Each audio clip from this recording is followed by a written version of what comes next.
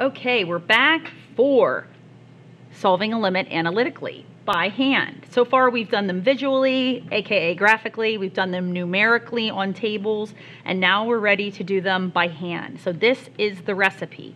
Feel free to pause this video if you were not in class to write these 4 steps down into your notes.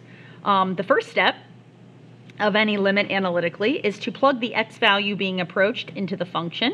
If you get a real answer, stop. You're done. That's the answer.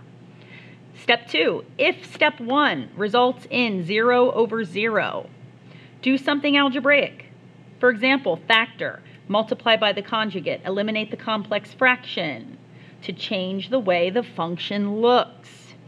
Step 3 is to reduce, and step 4 is to plug the x value being approached into the reduced function. So it just depends on the problem how far you make it here. But let's take a look at our packet from yesterday. We were looking here at number 4, and we were working on the table function here. Today we're going to do it by hand, so check it out. It says the limit as x approaches 2 of x squared plus 3x minus 5. Okay, so step 1 says just plug the x value in. So we will. So we're going to plug 2 in for these x's. So it'll look like this. 2 squared plus 3 times 2 minus 5. And we just do that math. So this is going to give us 4 plus 6 is 10 minus 5 is 5. Final answer. We got a real number, so we're done. This just means that if I graph this quadratic and I go to x equals 2, the y value is 5. So this is no different than Algebra 2 when you were graphing quadratic functions, really, and we got the same answer on our calculator table. Okay, take a look at number 5.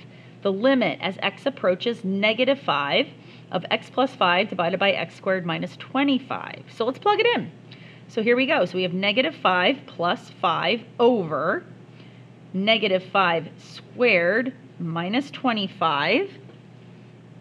And that's going to give me 0 over 0. Now that's undefined. And if you look back at step 2, we're going to now do something algebraic, like factoring. And you can see that the bottom factors. So limit as x approaches negative 5. We're going to leave the numerator alone, and we're going to factor the difference of squares on the bottom into x plus 5, x minus 5. Now, we can reduce. Step 3, reduce. Cancel out those x plus 5s. If you look, we just got rid of this. We just got rid of our 0 over 0 because it was this that was causing it. Negative 5 plus 5 gives me the 0 on top. Negative 5 plus 5 gives me the 0 on bottom. So now we've removed that, and we can move on and say that the limit as x approaches negative 5, what's left? Well, on the top we have 1, and on the bottom we have x minus 5. And step 4 says just to plug this x value into the reduced function. So let's do that one more time. 1 over negative 5 minus 5 is 1 over negative 10, or negative 0.1. And that's exactly what we got yesterday numerically on the tables. Great. Okay, number 6. The limit as x approaches 0 of x cubed plus 4x divided by x squared plus x. You can see, step 1, if I plug zeros in for all of these x's, I'm most certainly going to get 0 over 0. So I'm going to have to go on to step 2, and I can see that this is going to factor. On the top, I can factor out an x. So I'm just left with x squared plus 4.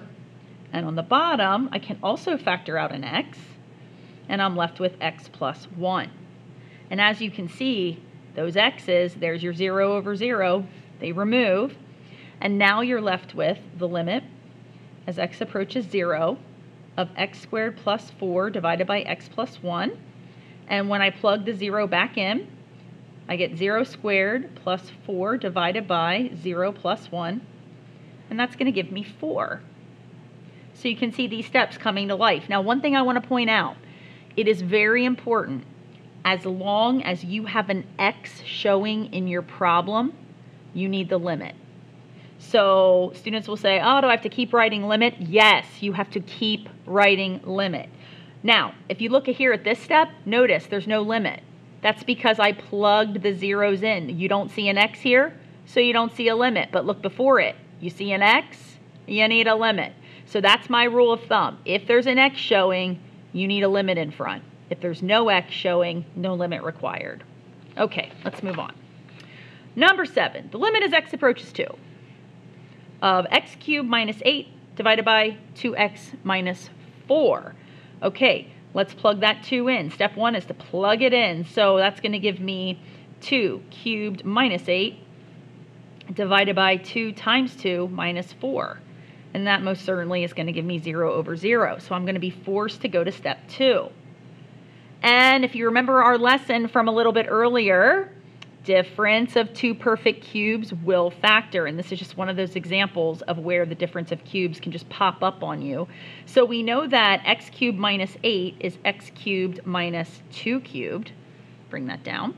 And so the formula goes like this. Here's my a, here's my b.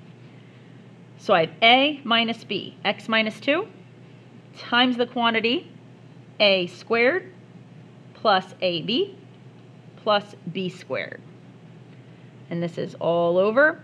On the bottom, I can factor out a 2, and I'm left with x minus 2. You can see it reducing here. The x minus 2's will strike out.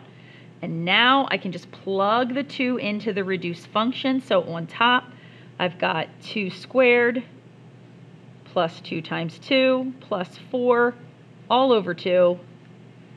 So this is going to be 4 plus 4 plus 4 divided by 2, and that's going to give me a final answer of 6. Okay, we're going to let this video go here. We're going to do the last 3 in the next video because these are just a little bit different and they don't involve factoring. So we'll pick up with 8, 9, and 10 on the next video.